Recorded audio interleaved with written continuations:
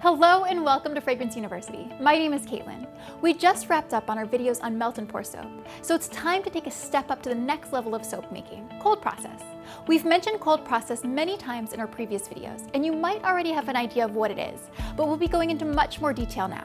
You may remember from our melt and pour soap videos that soap is generally composed of water, lye, and fatty acid-rich oils or butters. In MP soap, fragrance and color are added after the soap has already gone through saponification.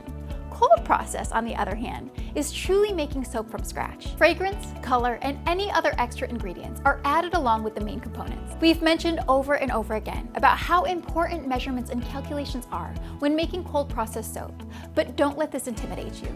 With the proper knowledge and assistance from our cold process calculator, you'll get the hang of it in no time. Making cold process soap requires the proper supplies.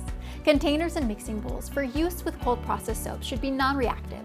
This means that they will not react with the chemicals involved. Sodium hydroxide, or lye, puts off harmful fumes when exposed to aluminum. Glass, stainless steel, or heat-safe plastic containers are best for making cold process soap. Additionally, it takes a great deal of stirring to fully immerse the oils and aqueous lye together, so an immersion blender is a must. Immersion blenders look like long sticks with domes on the end that cover the blending blades. A blender like this will take hours of work out of the process that would be required with a whisk. As with any fragrance product, the supplies used should be dedicated for use with that specific product. Do not use soap making materials for food or other product use. Molds used for cold process soap making should be able to withstand heat. Individual silicone bar molds work well, but many makers use loaf molds. Wood loaf molds with parchment paper or silicone lining are particularly popular for their sturdiness and insulation. Heat-resistant plastic molds are also an option, but they can make the unmolding process difficult due to their lack of flexibility. To make cold process soap, sodium hydroxide must be dissolved into a liquid before it can be mixed with fatty acid-containing oils and butters. This is most often done with distilled water, resulting in an aqueous lye solution.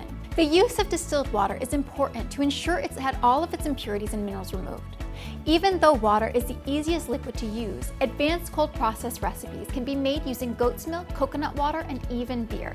All of these may sound like a lot of fun, but we recommend starting with just water until you've become adept at soap making. Solid lye should be carefully added to water to avoid potential splashing or spilling. As the lye dissolves, it will react with the water and heat up to 200 degrees Fahrenheit. Once the lye has fully dissolved in the water, it should become clear and can be set aside to prepare the oils.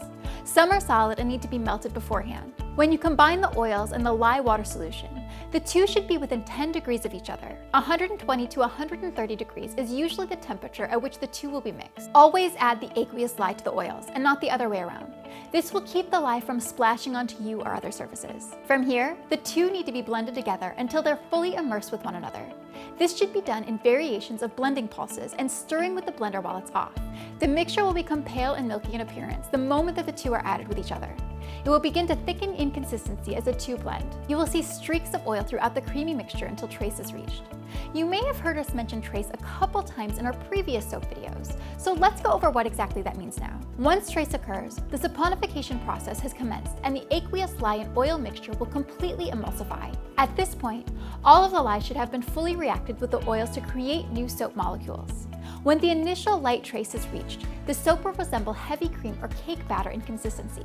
At this stage, colorants and fragrances can be most easily added.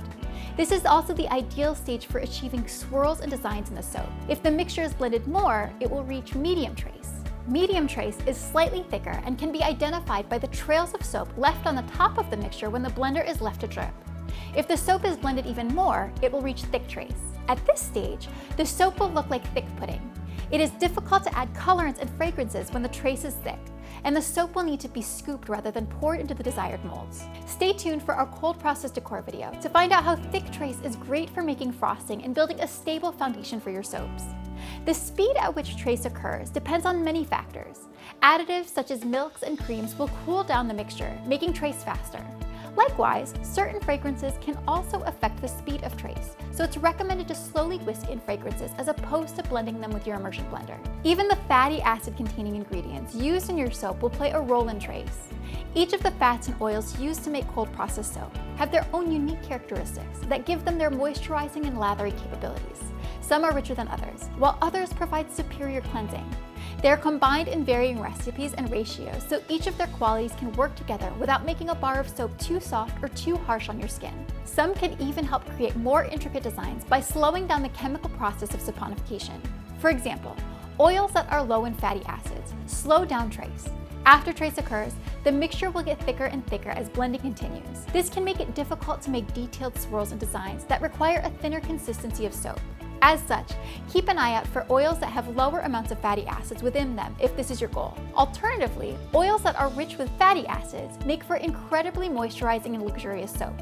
This is because the fats within these oils act the same way as our body's own oils to create a protective barrier on the skin and lock in moisture. There are endless recipes and ratios at which these bases are used, so let's go over some so you can get a feel for what you're working with. The bases that we'll be going over in the next video are the ones that are included in hot and cold processed soaps, as well as pre-made into melt and pour soaps. Each of these ingredients has their own saponification or SAP value. The SAP value is the amount of sodium or potassium hydroxide needed to neutralize the fatty acids within a gram of oil or fat to make soap.